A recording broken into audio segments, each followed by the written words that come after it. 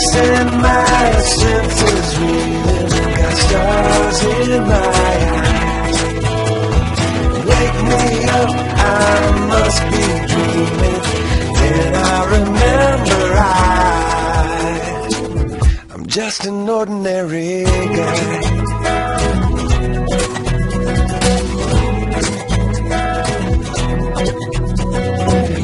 Write a song without picking up a pen. The words just spilling out for you.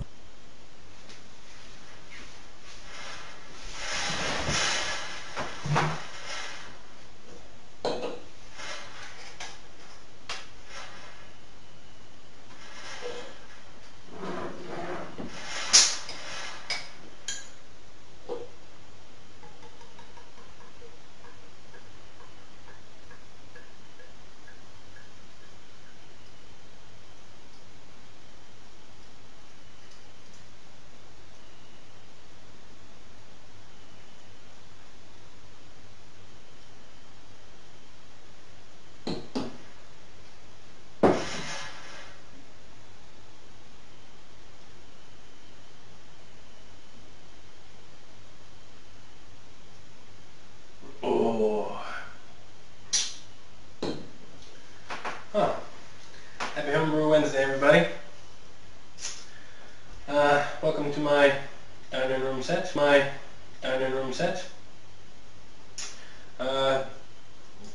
Kind of wondering, you're probably kind of wondering what I'm doing here with all this stuff. Well, just to give you an update where I'm at.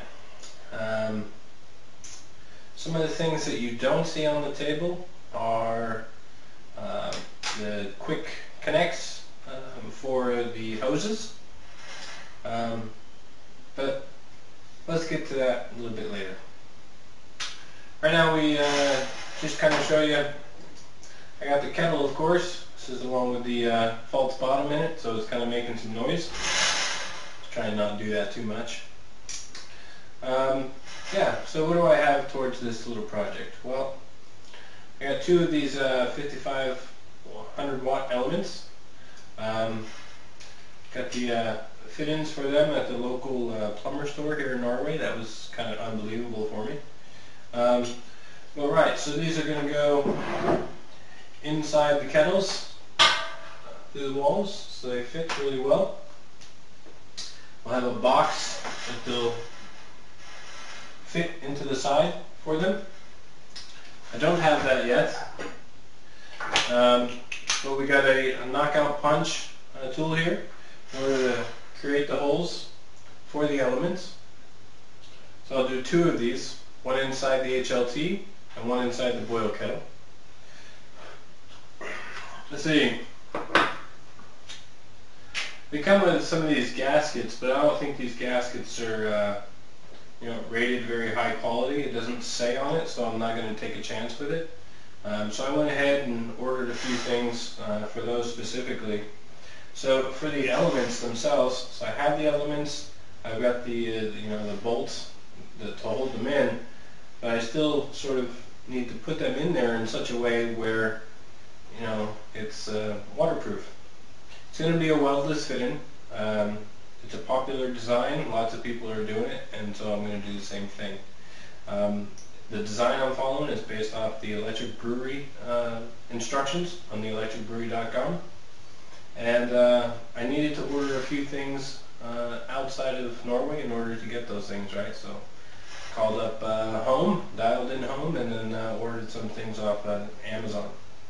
So some of the things specifically for the elements, we've got those outlet boxes, the outlet boxes. Looking for the stainless steel ones. I went to probably 7 different hardware stores over here and couldn't find the outlet boxes in stainless steel. All they do is sell these plastic boxes right here. So I thought I'd buy one and check it out and see if it would be sturdy enough to hold one of these on the side. And I'm just not going to take the chance. Nope, no way. Instead, I'm going to convert this into a stir plate. I'll just create it into a stir plate, for rehydrating yeast. Right, with the outlet box, also the outlet covers, all of the washers that are needed, as well as the food grade, the high temperature food grade silicone O-rings. Had to order those as well. And because they're 5,500 watts, and the plugs here in Norway, yes, they're 220, but most of my outlets are only rated at 10 amps, 16 amps. Actually, most of them are 16 amps. That's not enough. I can probably get a good jolt on it for maybe 10 minutes, but then it's going to sort of die down on me. The wires, the cables are going to get hot. So yeah, so I had an electrician come in and talk about putting in a 30 amp fuse. That would be more than enough. And yeah, pretty much I got a box downstairs, and then we'll just make a hole in it, put it on a connector from the fuse down to the connector, where I can just plug in, one of those fat extension cords that will be big enough to supply, constant power to the elements throughout the brew cycle. So that's going to run me about 1,500 US, about 8,000 kroner. So I'm trying to get some more estimates from some other electricians and see if I can get that a little bit better price. Right. For the HLT, we've got the inside coil for the heat exchange.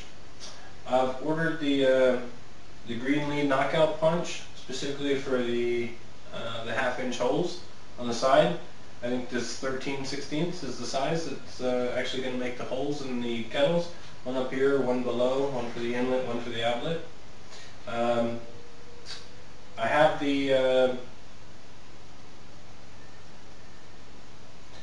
the weldless fittings sitting in the post office right now. I just need to go pick them up, as well as the ball valves that will go on there. However, the coil itself was just shipped today from, I bought it actually from the electric brewery on the webpage, on the product page. Yep, so that's on its way. So that's where I stand with that.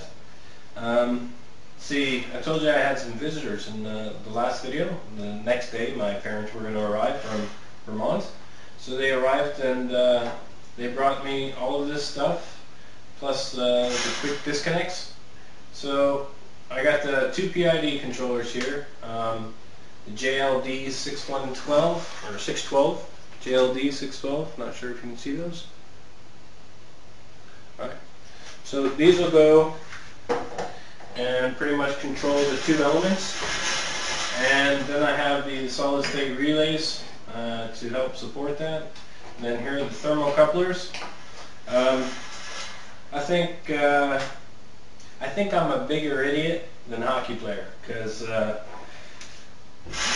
these thermocouplers, these are not the waterproof type. I have two of them. One is the waterproof type. That would be this one, still in the package. And then one is not the waterproof type. So I'm going to have to do something about that. Like I said, idiot. So what am I going to do? For these, I saw on Main Brew Guy and Hockey Player Setup, they actually had the weld fit in, I think it was, went in the side, and then they had it going in between the HLT coil. I don't think I'm going to do that anymore. I think I've changed my mind. Instead of using these long thermocouplers, I think I'm going to go ahead and do a similar setup, and just like the electric brewery, and put it into the main ball valve. So then I'll have like a T or a cross fit-in where I'll stick the thermostat in between there, and that will save me drilling yet another hole inside my kettle. And then because I'm going to be circulating whatever liquid is in each one of those tanks, the kettles, through the entire process, then I'll be able to read the temperature right then and there without any problems. That's the theory, anyways. Comment down below. Let me know if that's an optimal solution, if it's good enough. Otherwise, I'll reconsider, finding a couple of probably bigger waterproof ones to go into the side of the kettle. Alright, so for the solid state relays, I went for the SSR 40 DA inputs. Not sure you can see that. Alright, so that's for the 220 40 amp. Right, what else do I got going on?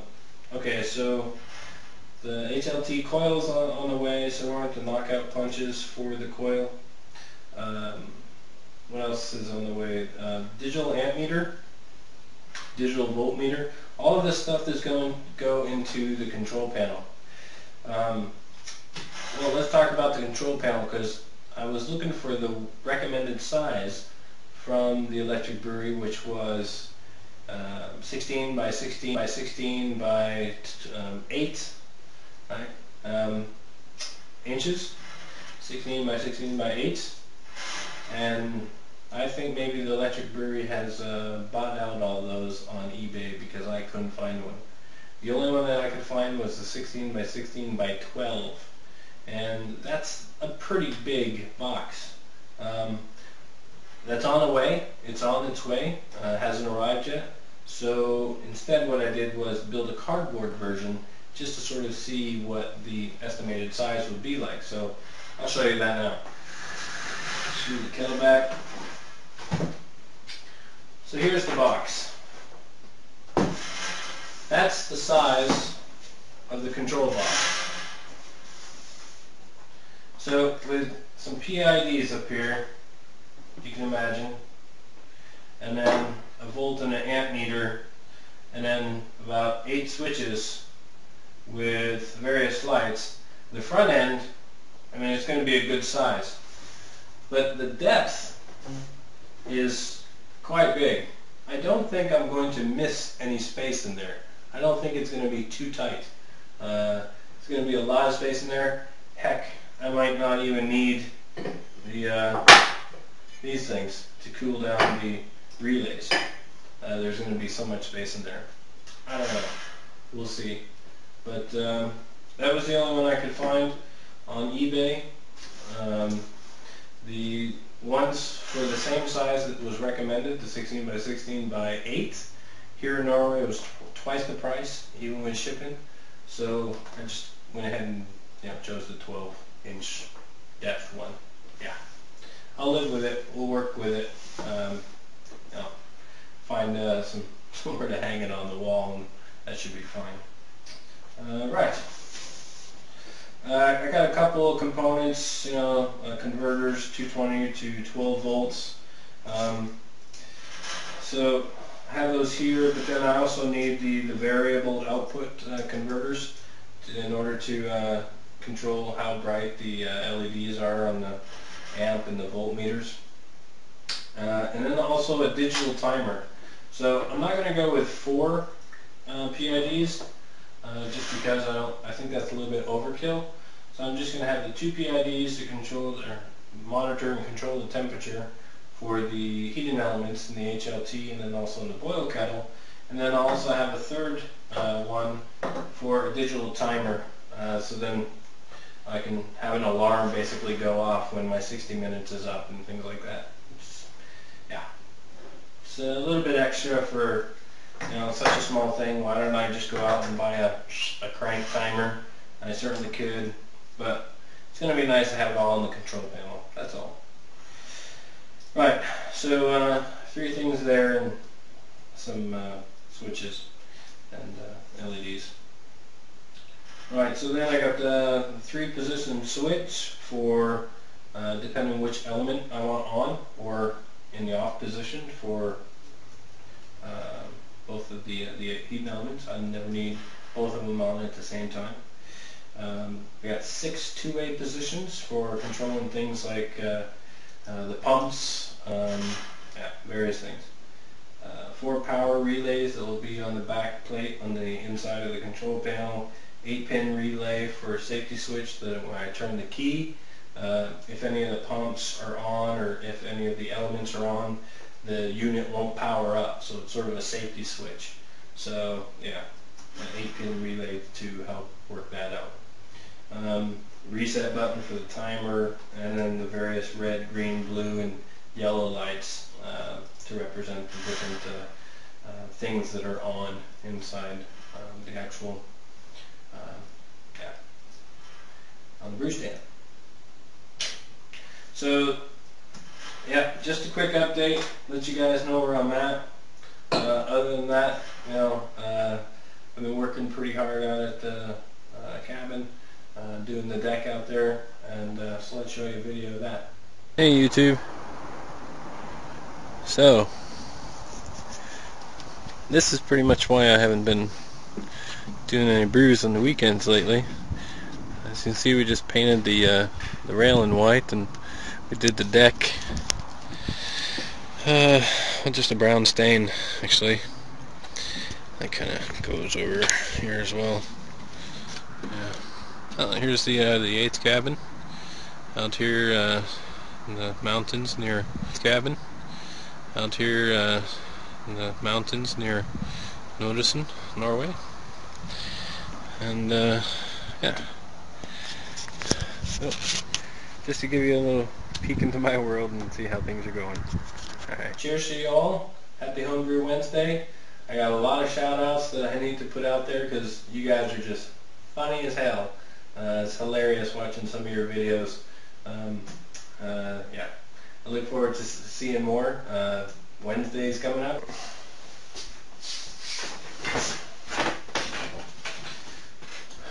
Okay, so everything I just showed you is pretty much, you know, it's what I have at this point. Everything that I listed off is en route. It's already purchased. It's on its way. Should be here in a couple weeks. So I know I was planning on trying to get everything done by the end of September. But yeah, I think that schedule is going to slip a little bit. I can blame it on shipping and everything, but yeah, well, I'm going to blame it on shipping. Right.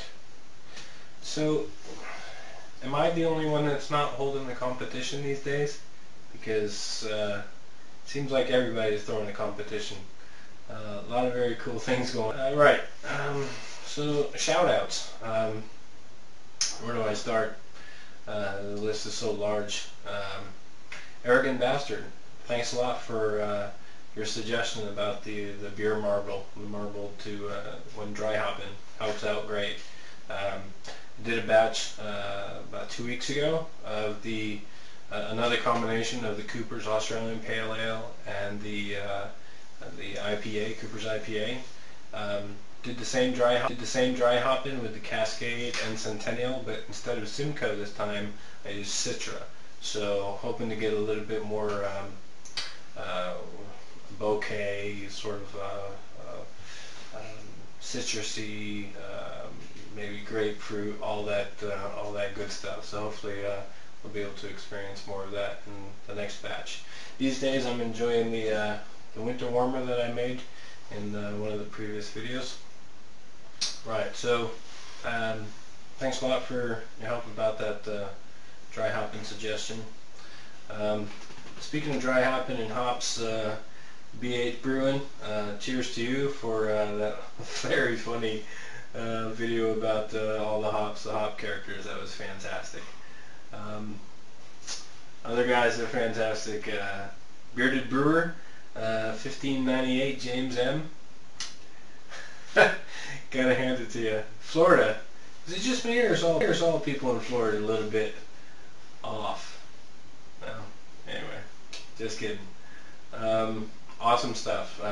Good luck with the initiative to think about actually going and starting your own the brew shop and having sort of like a brew behind the house. I mean, with the extension, I think that's going to be fabulous. Good luck with that. I look forward to seeing that develop over the coming months, years. Cheers to Homebrew. You guys are hilarious. I don't understand how Sun did not get the Chewy suggestion. Chewy? What's Chewy? What do you mean Chewy? Hello? Yeah. That was funny. Anyway. Star Wars buff, what can I say? Maybe I should have a competition about Star Wars. Not today. The social guy, you and the missus, very funny. Keep it up. I'm going to send you a light. You send me your address, I'll send you a light. Brighten things up a little bit. Sometimes I know I'm a little bit too bright. People have complained about that, so I'll try and tone it down a bit. Let's see, guys in my backyard. Homebrew Brewery? No. Home Beer Brewery. Cheers to you, my friend. Looks like you got some very cool things happening down there. I was down in Holland actually, just what was it, 6 weeks ago for the Microsoft Tech Ed conference. I go down there sometimes for business trips down in Den Bosch, so maybe we can hook up sometime. We'll see about that. Another guy who's gone pro and starting to do other things, Jake CPU Nut. Awesome seeing your brewery and things develop, and nice to be busy. That's all I gotta say, right? Nice to be busy. Just fantastic. Kudos. Keep up the good work. Love to watch more videos. Thanks a lot for your video in the history building the stir plate. We'll use that to build my stir plate in the future too. Larmo 22. Cheers to you, sir. Looks like you're doing some great stuff. Looks like you've been doing this for a while, even though you're just now getting into the YouTube community. I'm just getting into the YouTube community, and I'm just getting into the home brewery, the home brewing stuff. Right? Only been a couple of years doing mostly extracts and stuff. So kudos to you. Welcome aboard. Puka NC, cheers to you, Puka NC. I really enjoy your Homebrew Wednesdays. Look forward to seeing more coming out. Awesome that you and Main Brew Guy could hook up with Jake CPU Nut and check out his brewery. I think you guys made it all the way there. Wish I could have been there. I think everybody wishes they could have been there. So that was cool. Yeah.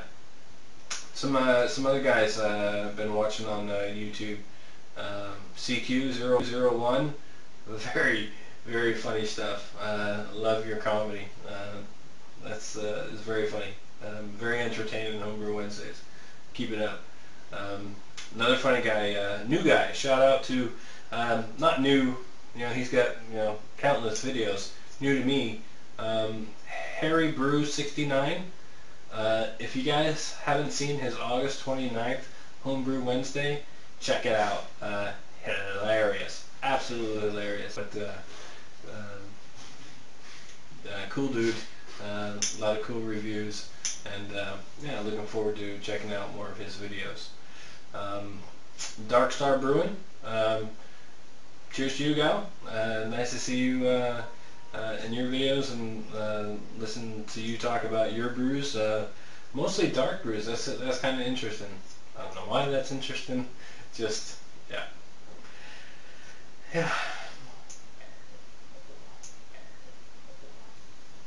Jake and Dar, cheers to you, sir.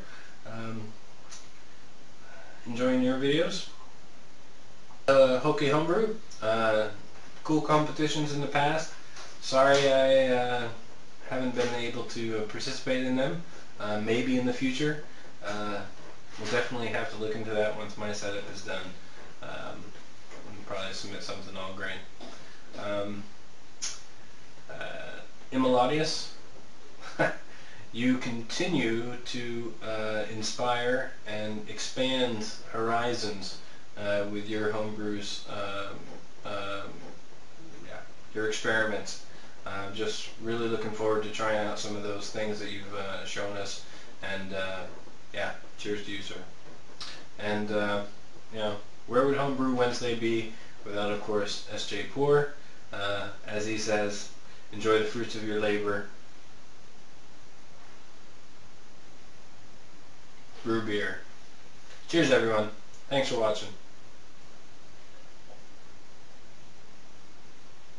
Oh. You send my senses reeling, got stars in my eyes. Wake me up, I must be dreaming. then I remember I'm just an ordinary guy.